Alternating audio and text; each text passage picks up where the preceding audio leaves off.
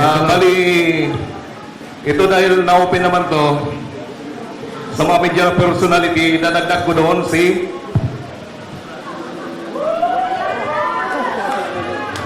Ramon Tulfo. So, may tanong lang ako, no? Sa inyong lahat, sino ang nag-deliver kay Speaker Martin Romualdez? Lahat?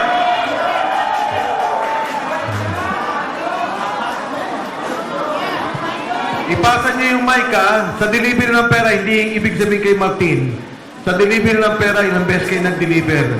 May delivery sa mga, sabi niyo, sa secretary, meron, tama?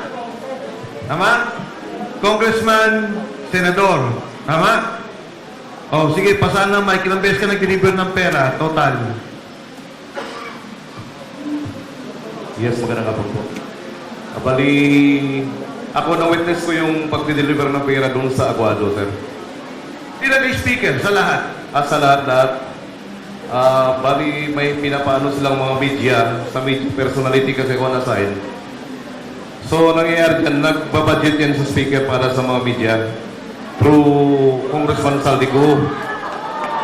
Then, mangyayari, may nabanggit ako nakaraan during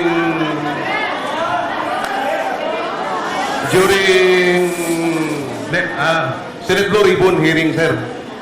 Yung si... Teka, ano yung nakita, ha? Yung delivery mo ng pera, araw-araw ka? Yes, sir. Pag may mga lakad, sir. Hindi, sa normal. Kasama yung kay speaker, kasama senador, kasama yung sinasabi mong sinasamahan mo almost every day. Yes, sir. Almost every day, sir. Okay. Sige, Bali, ito dahil na-open naman to, sa mga media personality, dadagdag ko doon si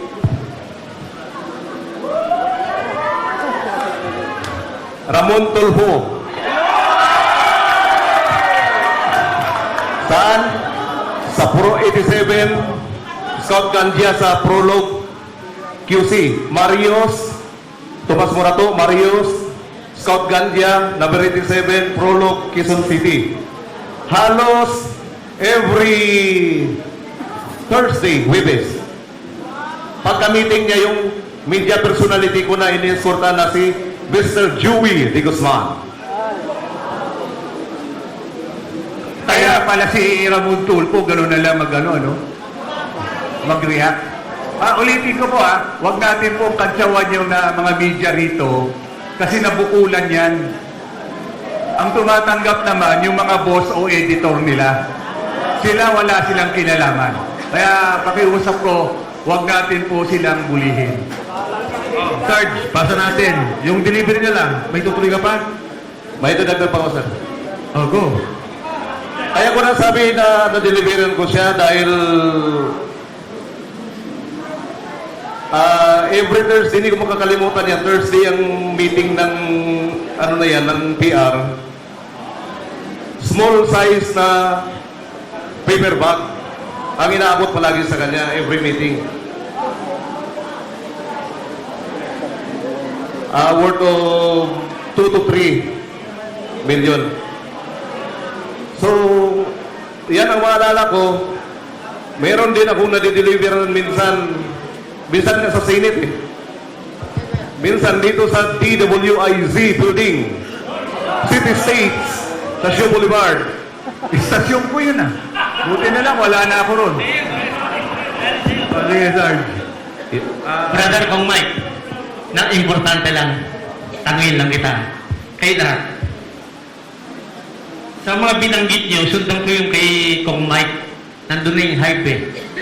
Nung tinanong ni Kong Mike, may natanggap ba? Ilan ang nag-deliver kay Martin Romualdez? Halos kayo nagtaas ng kamay. Buuin na natin. Nag-agree ba tayo na halos karamihan sa ating nasa legislative branch nakatanggap?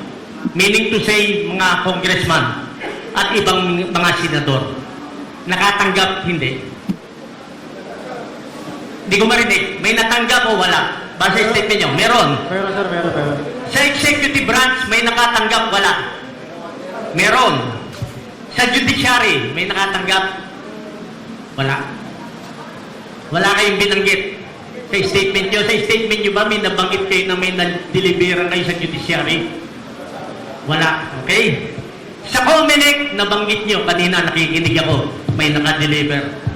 Sa media, may naka-deliver. Isang napakahalagang tanong, may nakatanggap pa sa ating mga kapulisan at kasundaluhan. PNP and AFP. Please, based sa inyong affidavit at saka doon sa mga bagong dumating, may nakatanggap ba sa PNP at AFP? Kasi may i-establish tayo rito eh. Kailangan may direction tayo pagkatapos nito. Naawa na rin kami sa inyo eh. May nakatanggap ba? Paumanhin po ninyo, hindi muna kami magsasalita tungkol sa PNP or AFP. Napaka-sensitive po yan na bagay. Paumanhin muna. Maraming salamat Attorney Levy. So salamat. So na-establish lang natin na yung mga nakatanggap. So nagkakaisa tayo lahat nakatanggap. So sige. Hindi muna sila magsasalita. So salamat Kong Mike. Thank you. Next, Sarge. Sa delivery, ilang beses ka? Yung sa bahay po ni kung dating speaker po, sa 42, isang beses po. Then sa 14 po, 3 beses po. Then halos araw-araw po yung rotation namin dyan.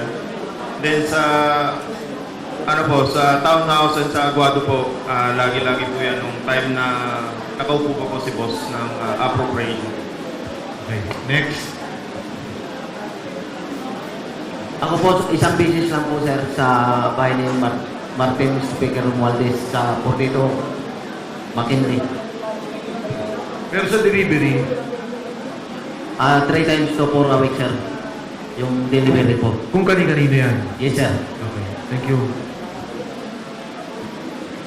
Ako po sir sa bahay po ni dating speaker. Kung sa bahay niya po sa number 14, Nara. Siguro naka-8 beses ako mag-deliver doon sir. Ako sir, isang beses sa may Aguado sa gilid ng Malacanang. Tusan akong magbuhat ng mga paper bag papasok ng bahay doon sa malaking balite doon.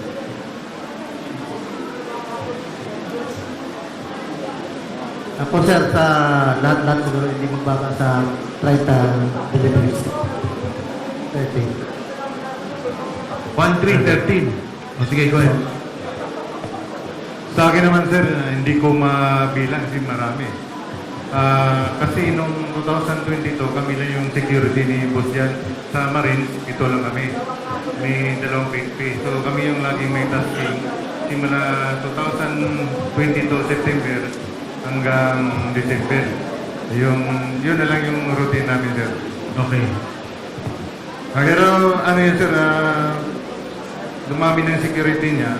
Kasama pa rin ako sa delivery at 23, 24, 25 hanggang natapos. So makatwid, nung umpisa, bago siya chairman ng operations, 7 lang kayo. Sa security niya, sir, na Marines, tapos 2 PNP. Kaya nga, so siyam, pinakamarami. Opo. Ngayon, 100 na kayo halos, di ba?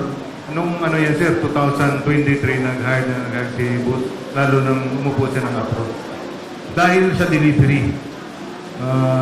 Security at saka delivery. Security na, sir. Merong Philippine Coast Guard, PNP, PSPG, ganun, sir, dumami na. Pati yung Marines, na dumami na rin.